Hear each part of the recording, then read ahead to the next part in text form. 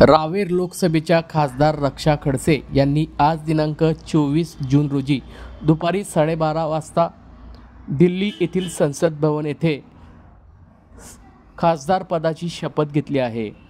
रक्षा खडसे या रावेर लोकसभा मतदारसंघातून सलग 3 वेळा विजयी झाल्या असून त्यांना पंतप्रधान नरेंद्र मोदी यांच्या मंत्रिमंडळात क्रीडा व युवक कल्याण खात्याची त्यांच्यावर जबाबदारी आहे।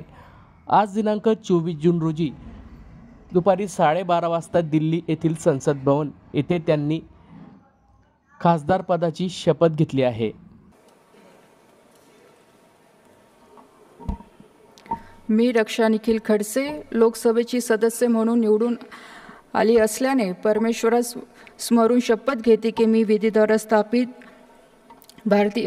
भारतीय संविधानप्रत अन्य श्रद्धा व निष्ठा बाळगेन, भारतीय सार्वभौमत्वाचे आणि भारतीय एकतेचे निर्धाराने रक्षण करील आणि जे कर्तव्य आता मला प्राप्त होत आहे ते नेकीने पार पाडेल।